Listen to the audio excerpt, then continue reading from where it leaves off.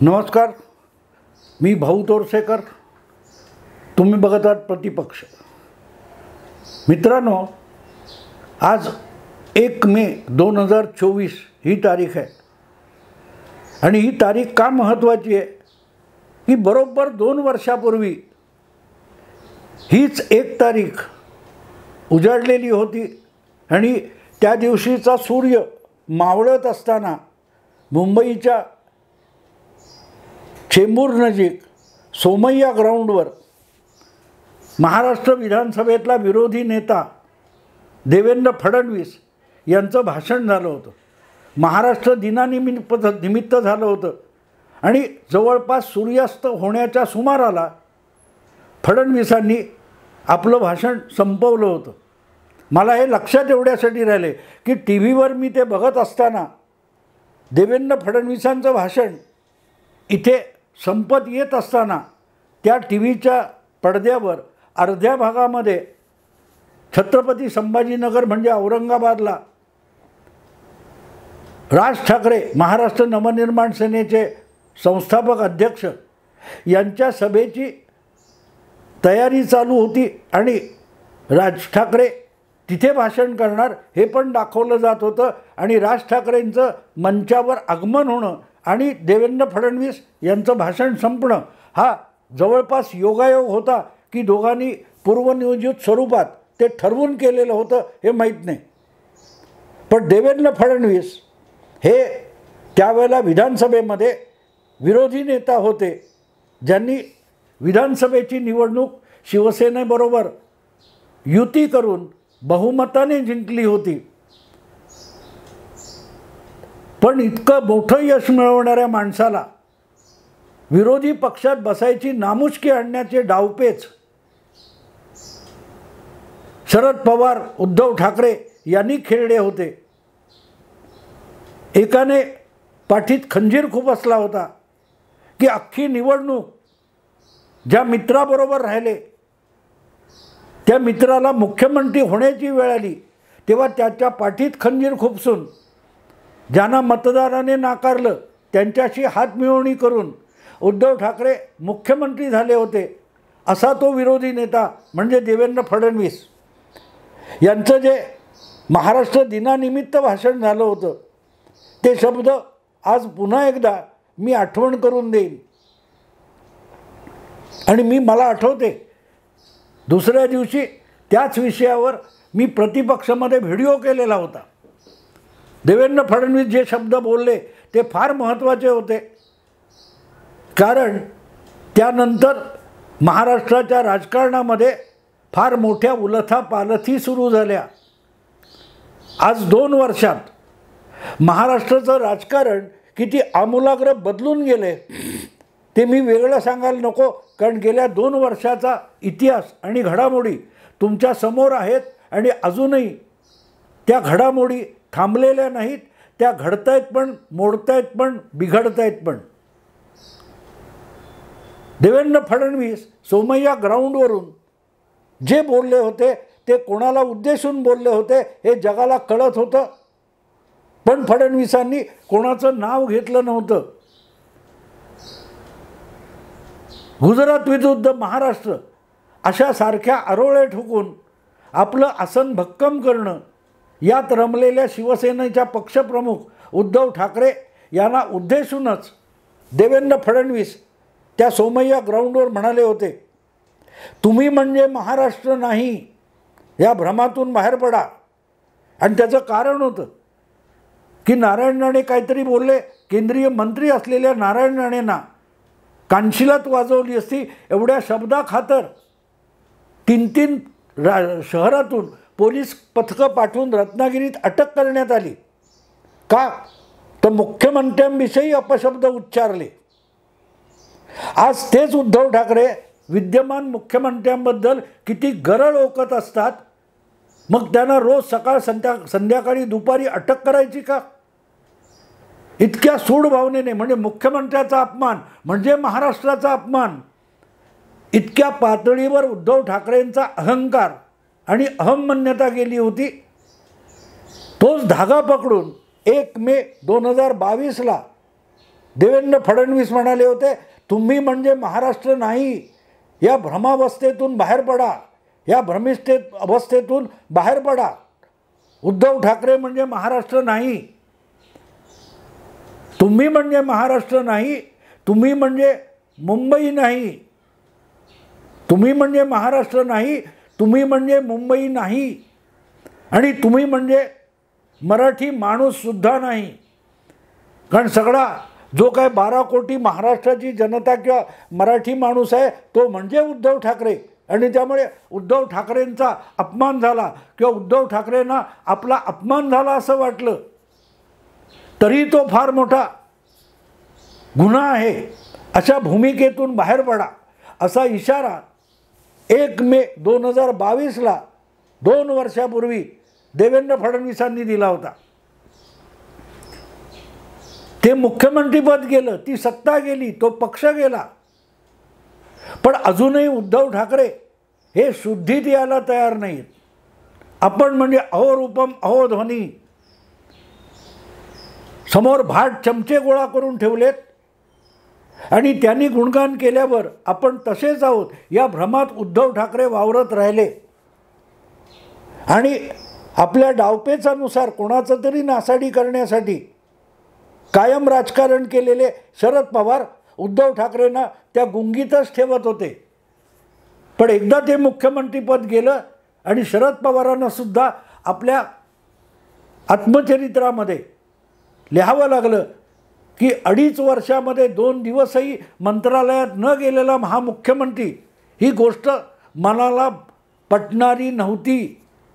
ज्याने मुख्यमंत्री केला त्याच्यावर सुद्धा उद्धव ठाकरेंनी हे म्हणायची पाळी आणली की हा मुख्यमंत्री मी केलेला असला तरी मला नावडलेला किंवा न पटलेला मुख्यमंत्री आहे हे शरद पवारांना आपल्या पुस्तकात लिहावं लागलं.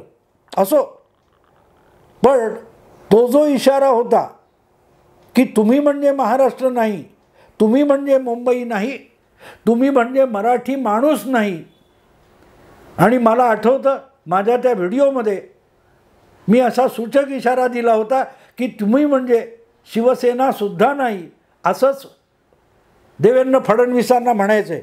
आणि मित्रांनो, अवघ्या 2 महिन्यात मोजून 60 दिवसात देवेंद्र फडणवीसांचे ते शब्द खरे ठरले. अवघ्या 40 दिवसात त्या दृष्टीने घडामोडी सुरू झाल्या. 1 मे 2022 आणि 10 जून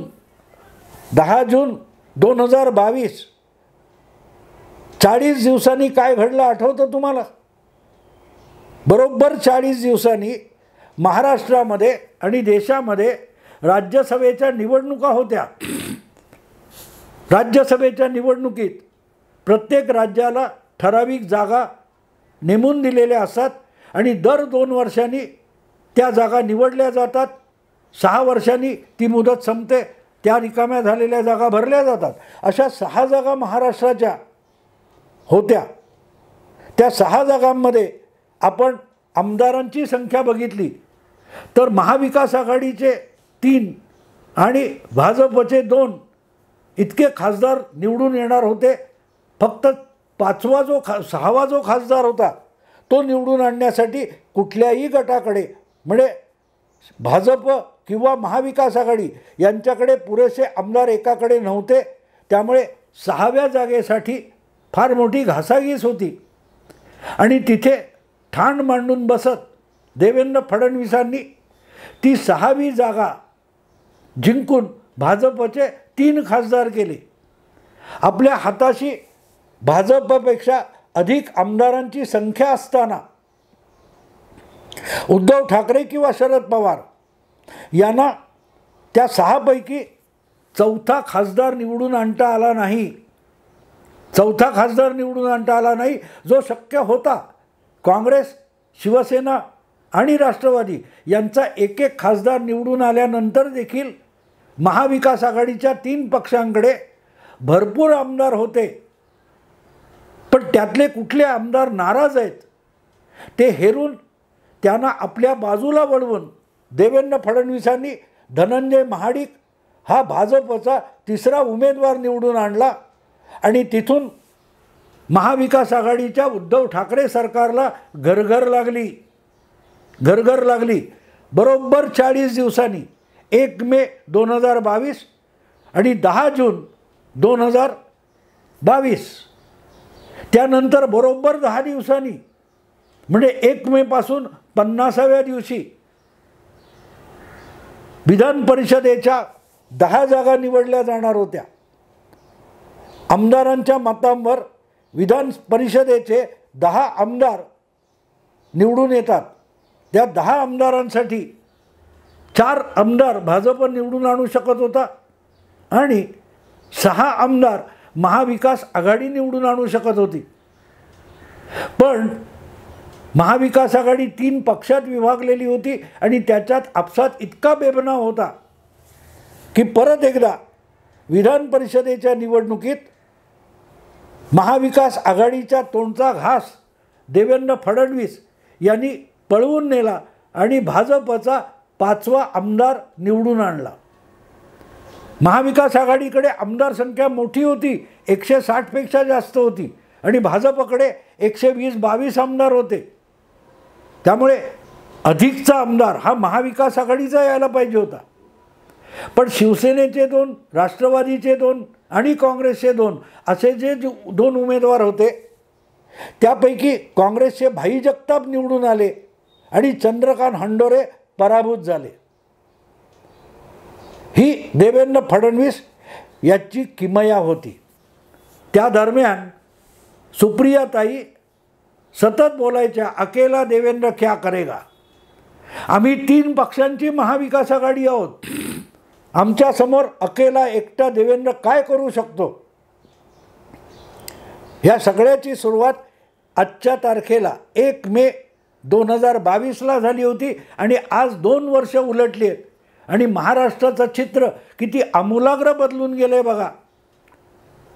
2 वर्षापूर्वी याच दरम्यान अकेला देवेंद्र म्हणून उपमुख्यमंत्री देवेंद्र फडणवीस आजचे त्यांची हेटाळणी करणाऱ्या सुप्रियाताई यांना अकेला शब्दाचा अर्थ पहिल्यांदा कळतोय.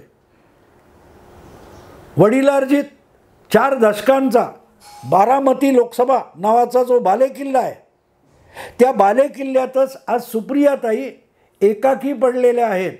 त्यांच्याबरोबर त्यांचे पिताजी आहेत, त्यांच्याबरोबर त्यांचा अख्खा पवार परिवार आहे. पण तरीही आपल्या घरात आपल्या बालेकिल्ल्यात सुप्रियाताई एकाकी पडल्या आहेत. अकेली सुप्रियाताई असं म्हणता येईल. कारण जिथे नुसता अर्ज भरायचा आणि मग प्रचार बंद होण्याच्या दिवशी एक सभा घ्यायची आणि बस आरामात लोकसभेत पोहोचायचं अशी जी स्थिती होती बारामतीची ती आज 2 वर्षात आमूलाग्र बदलून गेलेली आहे. आमूलाग्र. आपल्या बालेकिल्ल्यात आपल्या पक्षाचं आणि आपल्या परिवाराच्या प्रतिष्ठेचं अस्तित्व टिकवण्यासाठी सुप्रियाताईंना कमालीची धडपड करावी लागते. आपण चाललोय, ऊन पडले आणि आपल्या मागून सरकणारी जी सावली आहे ती तरी आपल्यासोबत आहे का अशी आशंका शरद पवार आणि सुप्रियाताईंच्या मनात निर्माण व्हावी अशी परिस्थिती आहे. कोण उत्तम जानकर आले, महादेव जानकर आले, आज आले उद्या गेले, कोण कोणाच्या बाजूला आहे याचा पत्ता लागत नाही. ही अवस्था बारामतीच्या बालेकिल्ल्यात पवारांची झालेली आहे. मुंबईत उद्धव ठाकरे यांची अवस्था काय बघा. ही मुंबई आम्ही वाचवली. 92-93च्या दंगलीत मुंबई कोणी वाचवली? आम्ही वाचवली.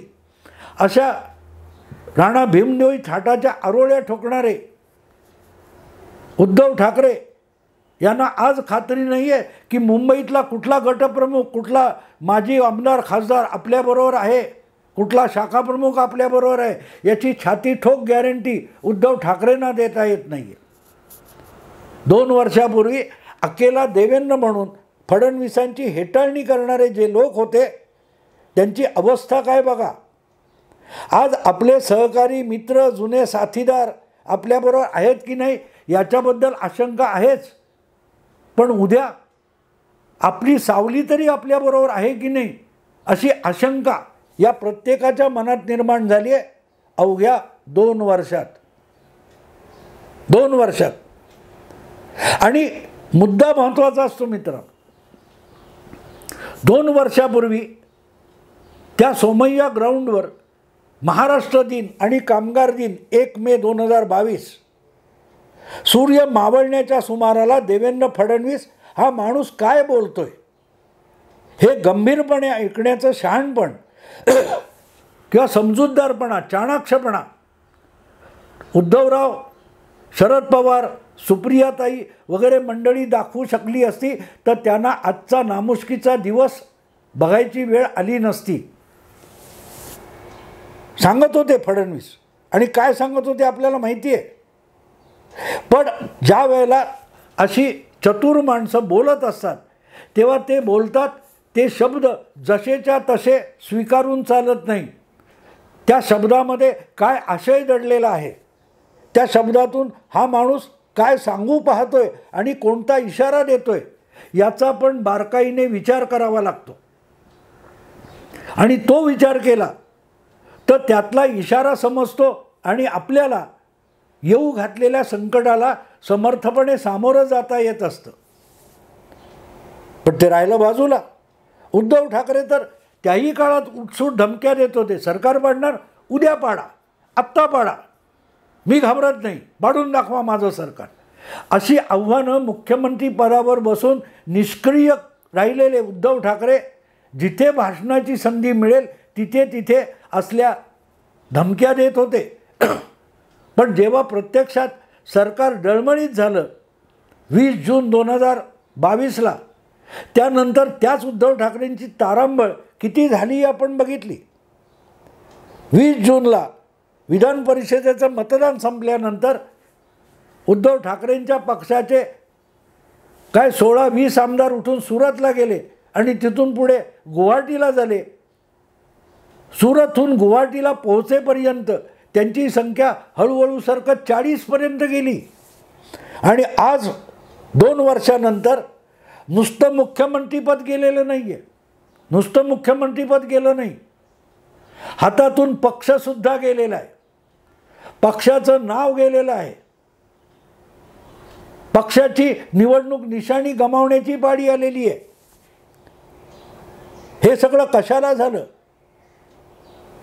तर फडणवीस असतील किंवा भाजप, मोदी, शहा असतील यांना टोमणे मारण्यात किंवा त्यांची हेटाळणी करण्यात उद्धव ठाकरे आणि त्यांचे बगलबच्चे रममाण झालेले होते. पण समोरचा माणूस आपल्याला उत्तर देताना किंवा आपल्याला समजावताना काय सांगतोय हे समजून घेण्याची बुद्धी झाली नाही. मित्रांनो, घाटामध्ये, रस्त्यावर, हायवेवर ठिकठिकाणी बोर्ड लावलेले असतात की डावीकडे वळलात तर रस्ता कुठे जातो, अमुक किलोमीटर गेल्यानंतर उजवीकडे वळलात तर रस्ता कुठे जातो, कुठे उंची आहे, कुठे फ्लायओव्हर आहे, कुठे दरी आहे, कुठे घाट आहे, कुठे वळणं आहेत. हे सगळे इशारे त्या रस्त्याच्या कडेला जे निर्जीव बोर्ड उभे असतात ते पण देत असतात. त्याच्याकडे डोळसपणे बघणं आणि त्या बोर्डाने न बोललेले पण सांगितलेले शब्द ऐकणं आवश्यक असतं तर आपला प्रवास सुखरूप होत असतो. पण हा निर्जीव बोर्ड मला काय सांगणार, हा फालतू फलक रस्त्याच्या कडेला पडलाय तो मला काय शहाणपण शिकवतो. अशा थाटात ते इशारे नजरे आड केले तर अपघात होण्याला पर्याय नसतो. 1 मे 2022ला असाच एक फलक घेऊन सोमय्या ग्राउंडवर देवेंद्र फडणवीस नावाचा माणूस उभा होता. त्याच्या हातात फलक होता की पुढचा प्रवास खडतर आहे, तुम्ही म्हणजे महाराष्ट्र नाही, तुम्ही म्हणजे मुंबई नाही, तुम्ही म्हणजे मराठी माणूस नाही, तुम्ही म्हणजे शिवसेनासुद्धा नाही, तुम्ही एकाकी एकटे आहात, आपल्या कुटुंबाबाहेर तुमचं जग नाही. हे सगळं देवेंद्र फडणवीस त्या भाषणातून सांगत होते. ते ऐकण्यासाठी आपल्या कुटुंबाचं जे काय कवचकुंडल आहेत ते भेदून उद्धव ठाकरे बाहेर आले असते तर येऊ घातलेली संकट त्यांना दिसली असती, बघता आली असती आणि त्यावर मात करता आली असती. सुप्रियाताई आणि त्यांचे महान पिताजी जर आपल्या बालेकिल्ल्याच्या तटबंदीच्या आत राहून सुरक्षित समजत होते, त्यांनीसुद्धा बाहेर येऊन मोकळा श्वास घेतला असता आणि देवेंद्र फडणवीस काय म्हणतात हे समजून घेण्याचा प्रयत्न केला असता, तर आज सुप्रियाताईंवर आणि शरद पवारांवर आपल्या घरात, आपल्या कुटुंबात, आपल्या गावात एकाकी पडायची वेळ आली नसती. त्यांना चाहूल लागली असती. शरद पवारांच्या भाषेत बोलायचं तर सिग्नल काय जातो, संकेत काय जातो, हे शरद पवार 10 वेळा बोलतात, पण जे संकेत येत असतात ते रिसीव पण करायला लागतात. मोबाईल फोनवरून आपण नंबर दाबतो तेव्हा समोरच्या माणसाला एक सिग्नल जातो, पण तो फोन करत असेल तर उलटा सिग्नल येतो, तो आपल्या फोनला पकडता यावा लागतो. इतरांना सिग्नल देत बसलेले शरद पवार आपल्याकडे येणारे सिग्नल बघू शकले नाहीत, म्हणून आज अकेला शरद पवार, अकेली सुप्रिया, अकेले उद्धव ठाकरे असं म्हणायची पाळी आली. अवघी 2 वर्ष, 1 मे 2022 आणि 1 मे 2024 महाराष्ट्राच्या राजकारणात किती मोठी उलथापालथ झाली आहे बघा. होत्याचं नव्हतं काय झालं आणि नव्हत्याचं होतं काय झालं हे सुद्धा बघा, विचार करा. मी आत्ता इथे थांबतो. आवडलं लाईक करा, शेअर करा, सबस्क्राईब करा. नमस्कार.